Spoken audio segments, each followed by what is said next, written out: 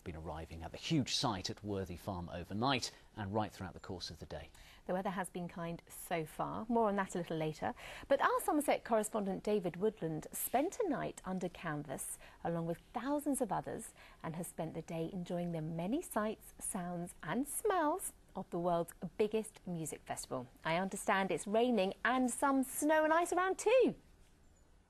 Yeah, absolutely, Ellie. You know, this morning we were putting the suntan lotion on and now the raincoats have come on. Apparently the Worthy Farm site has had half the normal amount of rain in June so far. We're hoping it's not going to catch up all of a sudden now. In all honesty, it was getting to be a bit of a dust bowl here, so perhaps the rain is going to help a little bit. Now with me is the man who's in charge of the whole of Greenpeace, and he's been turning part of the site into a winter wonderland. John, why have you been doing that?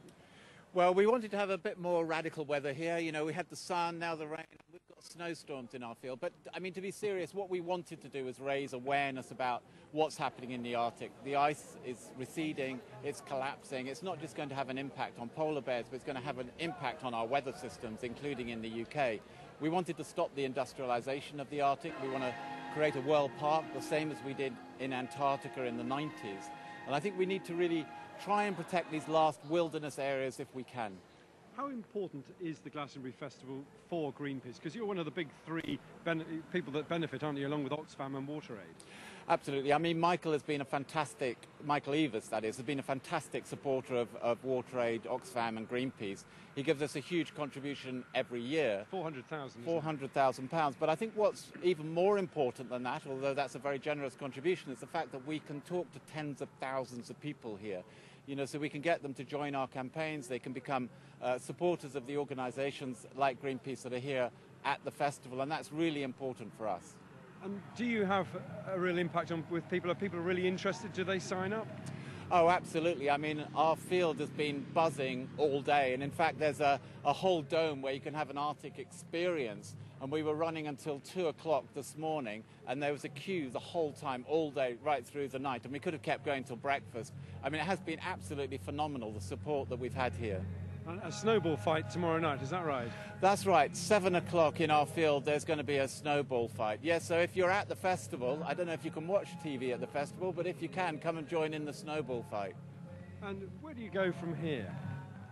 Well, what we're trying to do globally is get millions of people involved in this campaign. We want to cut carbon pollution. Obama made a big speech about this the other day. We really need to protect the Arctic. We need to protect our climate. And we need to find alternatives. We've got to develop renewable sources of energy, cleaner sources of energy, and that's really what our campaign is about. John Zorman, thanks very much indeed. Well, we'll be back later in the programme with more from the festival site. David, thank you very much. Yes, we'll be back, as David says, a little later, and we'll be following events as they happen at the festival over the next 3 days on the Glastonbury Festival, where the rain has started to fall. And there for us is David Woodland. So, David, not a mud bath just yet then? Not a mud bath yet, but it is raining. You know, it is Glastonbury Festival. We expect a little bit of rain, but I'm told it's going to clear by about midnight tonight from the west. Now, if you look in the far distance over there, you might just about make out Glastonbury Tor, if my cameraman can pick it out. I'm told when you can see the Tor, it means that the good weather is going to be here in about 10 minutes' time. So, fingers crossed. Now, whatever the weather, there's always news from the festival site, and this year they've got their own festival newspaper, and earlier today I went along to look at their old printing press. Life is pretty high-tech these days. You can get your news from ITV online. It's all computerised wizardry, except here at Glastonbury they do things a little bit differently. This is technology from 1870. It's the 5-ton Heidelberg printing press. They're going to be making the festival newspaper every day, 15,000 copies on this fantastic old machine. The Heidelberg is busy throwing out posters today, but tomorrow the daily newspaper will grumble out from its 60-year-old belly. There's keen interest on site. There's something satisfying and that people like about the production process being completely homegrown. People haven't seen printing machines ever in action, so I thought it would be great to have them here in the context of an old-fashioned local newspaper with the presses running all day and all night to produce the morning edition.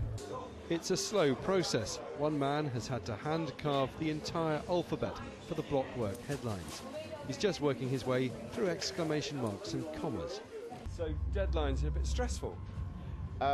Yes, it's all been thrown together quite quickly, and so yeah, you know, I'm on Z, so you know, it's good.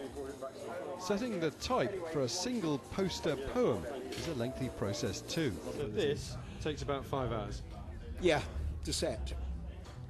But it's the layout. It's jiggling like, think of it as a jigsaw puzzle, and it's not back to front as everybody thinks, but the letters are set upside down as it's spelt. Upside down as it's spelt, yeah. So it's a real art. It is. Letterpress is the old printing method back to Gutenberg and Caxton, but aided by machinery, as you can see in the Glastonbury Free Press here in Glastonbury Festival. This is the vast and complicated bit of kit that sets the type. It's the sort of machine Rupert Murdoch didn't want because it's not computerised, but it attracts inky-fingered engineers in the same way that steam engines attract a crowd. There's no QWERTY keyboard either. The letters are laid out in order of their popularity. 16 reporters are stationed around the site, and as campers stumble back to their tents in the early hours, they'll be able to pick up a copy that really will be news hot off the press. Oh, lovely. Really lovely. David, you've been covering the festival for probably more years than I should really mention. How so far is it shaping up to previous festivals that you've been to? Well, it's a pretty well-oiled machine these days, but it has been for a number of years. I mean, they've got 58 stages, thousands of different acts, but I think this year they've got a particularly varied lineup on the headline acts on the Pyramid stage. On Friday night, you've got the Arctic Monkeys, interesting lyrics. Their songs have got a story behind them, if you like. Then on Saturday, you've got the Rolling Stones. They're really going to get a massive crowd that's expected.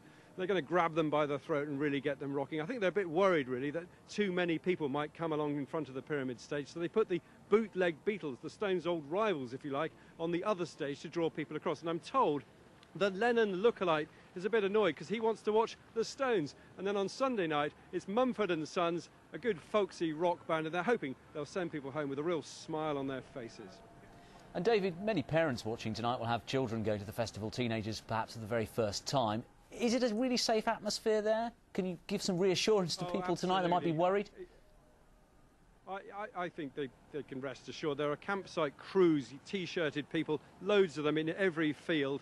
And compared to the 80s, when it really was menacing, there were vehicles on fire, nothing like that. It's a pretty safe place, I think. Excellent, great stuff. David Woodland, thank you very much indeed. That reassures me. I'm just preparing for the time when my two go. When off they go. Yes, worrying about it already. I bet you are. David is the man to have down there, though, isn't he? Keep an eye on him.